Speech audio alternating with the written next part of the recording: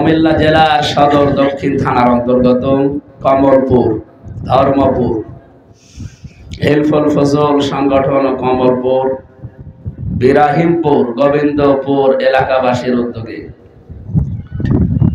তাফসীরুল কোরআন মাহফিলের স্বনামধন্য সভাপতি জনাব আব্দুর রহমান, সহসভাপতি জনাব আবুল কাশেম, প্রধান অতিথি বিশিষ্ট আইনজীবী অ্যাডভোকেট মোহাম্মদ বদিউল আলম সুজন, আজকের মাহফিলের প্রধান অতিথি কুমিল্লা মেডিকেল সেন্টারের ডিরেক্টর, আপনাদের এলাকার সন্তান, বিশিষ্ট চিকিৎসাবিদ জনাব ডাক্তার মোহাম্মদ আব্দুল সাত্তার দামাত বারকাতুহুমুল আলিয়া।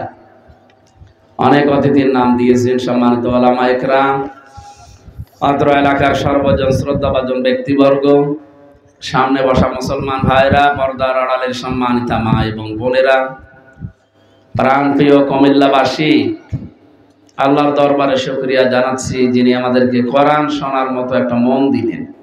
অনেকের মন নেই, কথা বুঝতেছে? অনেকের মন নেই। আল্লাহ আমাদেরকে যে মনটা তৈরি করে দিয়েছে, খুশি হয়ে বলেন আলহামদুলিল্লাহ। আজকের তেলাওয়াত কিন্তু আয়াত দিয়ে আমরা কোরআনে কারীম যেটা জানাতে চেয়েছি ওইভাবে তাফসীর আকারে কথা বলবো ইনশাআল্লাহ। আপনাদের শুনতে হলে আল্লাহর নির্দেশ মানা লাগবে আগে, কারণ এটা তো আর গানের অনুষ্ঠান না, এটা ইবাদত হচ্ছে। মানুষ যে কয়জনই হোক, কি হচ্ছে বলেন তো? ইবাদত চলছে এখন। বিশ্বনবী কোরআনে কারীম দিয়ে তিনি জানিয়েছেন ফাসতামিউ লাহু ওয়া আনসিতু লাআল্লাকুম তুরহামুন। এক নম্বরে শুনতে হবে যেভাবে সেভাবে না, মনোযোগ সহকারে। দুই নম্বরে চুপ থাকা লাগবে। তাহলে শোনাও ইবাদত, চুপ থাকাও ইবাদত। লাআল্লাকুম তুরহামুন, আশা করা যায় এখানে রহমত নাজিল হবে। আর আমরা যেটা পাওয়ার জন্য এসেছি, কথা বলে ঠিক কিনা? সুতরাং এই দুইটা শর্ত আশা করছি আপনারা মানবেন। দাঁড়িয়ে থাকেন, বসে থাকেন, শুয়ে থাকেন, যেভাবে থাকেন আমার অসুবিধা নেই, কিন্তু কথা বলবেন না। নিস্তব্ধ ভাবে শোনা লাগবে, তাও মনোযোগ দিয়ে, কারণ আল্লাহর কথার অনেক ওজন।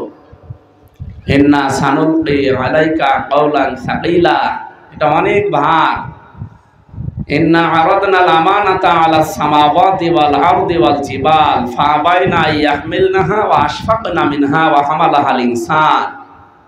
আল্লাহ তাআলা বলেন, এটাকে আমি পাহাড়ের উপরে, আকাশের উপরে, জমিনের উপরে রাখতে চেয়েছিলাম, কেউ রাজি হয়নি। এত ভারী, কেউ নিতে চায়নি।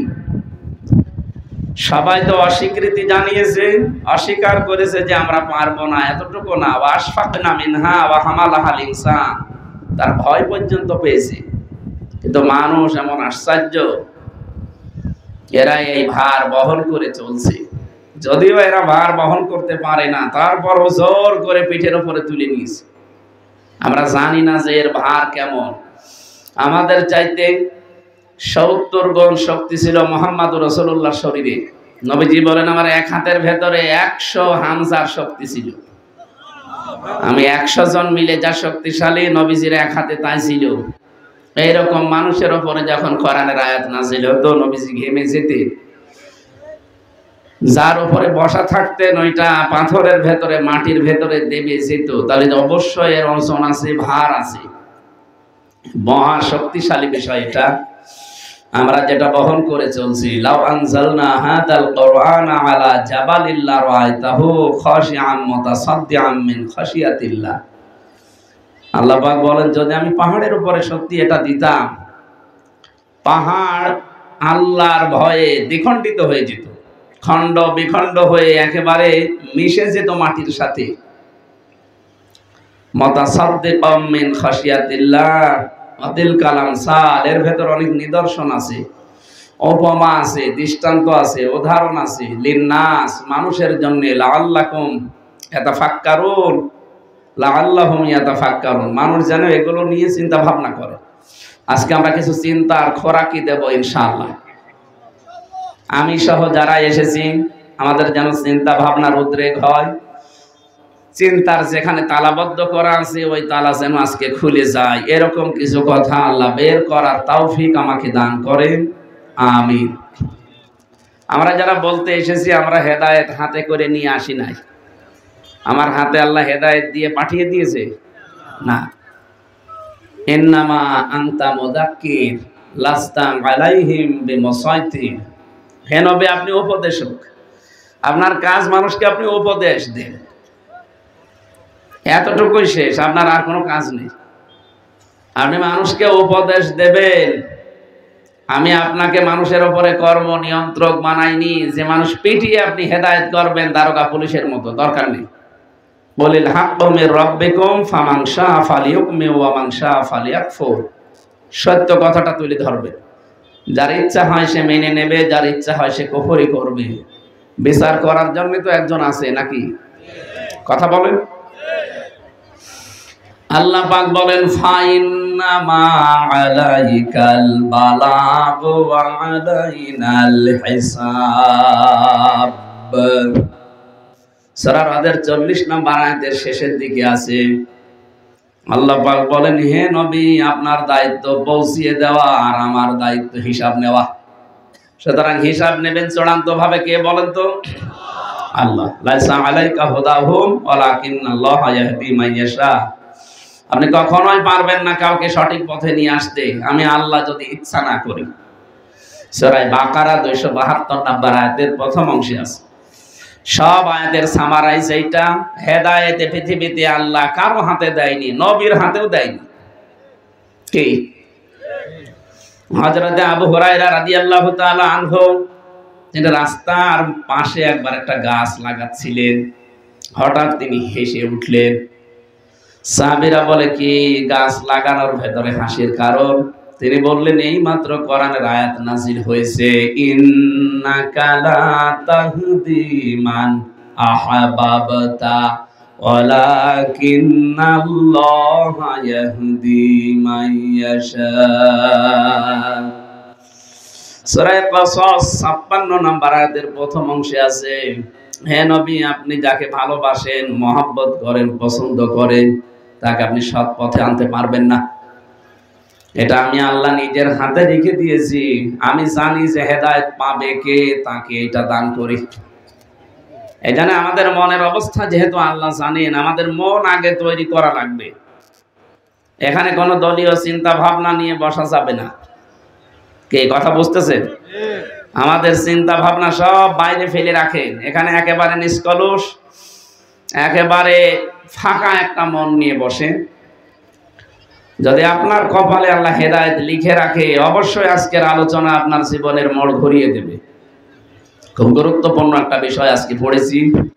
আল্লাহ আমাকে সহজভাবে উপস্থাপন করার তৌফিক দাও, বলেন আমিন। হুয়া আ'লামু দিয়েছেন। আ'লামু ইসমে তাফসীল, এটা সুপারলেটিভ ডিগ্রি বলা হয় ইংরেজিতে। এর চাইতে বড় শব্দ আর আরবিতে নেই। আল্লাহ বলেন, আমি জানি সবচাইতে ভালো করে যে আসলে কোন লোকটা হেদায়েত পাওয়ার যোগ্য। এই যে নরসিংদী জেলার শেবপুরে বাড়ি, গিরিশচন্দ্র সেন, এই বেটা পুরা কোরআন শরীফ শুধু অর্থ লেখে নাই, তাফসীরও লিখেছে। আপনি বলেন তো, একটা পুরা কোরআনের ৬৬৬৬টি আয়াত এটা হচ্ছে প্রসিদ্ধ, আর ৬২৩৬টি আয়াত এটা হচ্ছে বিশুদ্ধ। ৬৬৬৬ বলেন আর ৬২৩৬ বলেন, দুইটাই ঠিক আছে। তো উনি এটা তাফসীর লিখলেন। এখানে ডাক্তার সাহেব সহ যত আলেম আছে, কেউ বুকে হাত দিয়ে বলতে পারবেন পুরা কোরআনের প্রতিটি শব্দের অর্থ আমার জানা আছে? না, আমারও ক্ষমতা নেই। আমি পড়িয়েছি পুরাটা, কিন্তু আমার মনে নেই। আমার এখন আবার দেখা লাগবে। অথচ সেই ছোটবেলা থেকে এর পেছনে আমি লেগে আছি। আর 3টা বছর যে ফাঁসির কন্ডেম সেলের ভেতরে, আমি তো আর কিছু পাইনি, খালি কোরআন শরীফ ছাড়া। ওদের কাছে কোনো বই চাইলে বঙ্গবন্ধুর জীবনী দিত, তো ছাতা পড়ে আমি করবো কি? বলতো যে এই যে এইটা পড়েন, বঙ্গবন্ধুর চীন সফর, বঙ্গবন্ধুর আত্মজীবনী, ওনার ছেলেবেলা। তো ছাতা পড়ে আমার কোনো লাভ আছে? কয়েকদিন তাও কারারক্ষীকে বলেছিলাম যে ভাই 24 ঘন্টা তো তালা লাগিয়ে রাখি, এতটুকু ঘরের ভেতরে 3 বছর পড়ে আছি, বাইরের কোনো খোঁজ খবরও জানি না। কেউ মেয়ে মরে গেছে না বেঁচে আছে আপনি তাও বলেন না। এক কাজ করেন, পড়তে যখন দেন, আমার ফাঁসি চাই এই বইটা এনে দেন তো। এই বই মানুষ পড়ে পড়ে না মানে আপনি নিয়ে এসে দেন। আমি মেজর ডালিম বলছি এই বইটা নিয়ে এসে দেন। বস সব বই পড়তে নেই মানে ওইটাই পড়া লাগবে। ওরা শেষ পর্যন্ত যা কোরআন শরীফ এনে দিয়েছিল, এই কোরআন শরীফকে 3টা বছর আমাকে আল্লাহ সময়ও দিয়েছিল, সুযোগও দিয়েছিল, একেবারে আয়নার মতো ঝালাই করেছি খালি। সেই হিসাবে কত পড়া পড়েছি, হাজার হাজার বার এক একটা আয়াত আমার পড়া হয়ে গেছে। এরপরও এখন পড়লে আমার কাছে নতুন মনে হয়। কোন আয়াতের অর্থ হয়তো 8টা 10টা 15 20টা আছে, আমি হয়তো 1টা 2টা জানি। এখানে যারা আছে এরকম সময় যারা এর পেছনে দেয়নি, সেই ছোটবেলা থেকে 5 পাস করার পরে এর পেছনে, এখন 33 বছর বয়স আমার, এত চেষ্টা করছি তাও পুরাটা এখনো আমি আয়ত্তে আনতে পারি নাই। অথচ এর উপরে আমার অনার্স মাস্টার্স গেছে, এর উপরে কামিল পাস করা আছে, কওমি মাদ্রাসায় পড়া আছে, হাফেজি পড়াটা শেষ করা আছে। এরপরও আমি জানি না যে প্রত্যেকটি শব্দের অর্থ কি। আমার পড়েছি মনে নেই। আর বাকি যারা এর পেছনে এমন সময় দেয়নি তারা বলতে পারবে। অথচ একটা হিন্দু গিরিশ চন্দ্র সেন কি পড়া পড়েছে বলেন তো? ওরা কোরআন শরীফ একেবারে ভাষা ভাষা করে পড়েনি, প্রতিটি শব্দের তো একটা না একাধিক অর্থ ওর জানা ছিল, নয়তো তাফসীর লিখলে কি করি? একটা শব্দের যদি আপনি একটা অর্থ জানেন, জীবনও তাফসীর লিখতে পারবেন না। কারণ যে আয়াতের যে অর্থ, ওই শব্দের অন্য জায়গায় আর এক অর্থ আছে। দরবা মানে মারা, আঘাত করা, দরবা মানে কি? কিন্তু এমন জায়গায় কোরআনে ব্যবহার হয়েছে দরবা মানে মারা না, দরবা মানে দৃষ্টান্ত দেওয়া, উদাহরণ দেওয়া। আর এক জায়গায় আছে দরবা মানে দৌড় দেওয়া, পরিভ্রমণ করা, দেখে বেড়ানো। এখন যেইটা যেই জায়গায় খাটে আপনাকে ওই শব্দের অর্থ ওই জায়গায় যেটা অ্যাপ্রোপ্রিয়েট হবে, যেটা দিলে একেবারে সঠিক অর্থ বের হয়ে আসবে, ওইটা ওখানে লাগানো লাগবে, নয়তো আপনি তাফসীর মিলাতে পারবেন না। তাহলে এই হিন্দু বেটা আমাদের এই মুসলমানদের চাইতে কোরআন পড়েছে বেশি, বুঝেছে বেশি, লিখেছে বেশি। কি কথা বলেন না কেন? ঈমান এনেছে, মারা যাওয়ার পরে কবরেও দেয়নি, পরে পুড়িয়ে ফেলিছে। ওর সব ছিল কিন্তু মন ছিল না। কি ছিল না? বলেন বলেন। ও সারাটা জীবনের পেছনে ব্যয় করেছে। ও পড়েছেও আমাদের চাইতে অনেক বেশি, লিখেছে বেশি, বুঝেছেও বেশি, কিন্তু মন নেই, আল্লাহ হেদায়েত দেয়নি। অথচ টনি বেলাওয়ারের শালিকা লরেন বুথ, এই মহিলা অনার্স মাস্টার্স করা, ইরানের তেহরান বিমানবন্দরে এসে বলছে, ওই ব্রাদার, আমি মুসলমান হব না, কিন্তু আমি ইসলাম জানতে চাই। কি পড়লে অথেন্টিক ইসলাম জানা যাবে ওইটা আমারে দিন। মুসলমান তারে কোরআন তুলে দিয়েছে।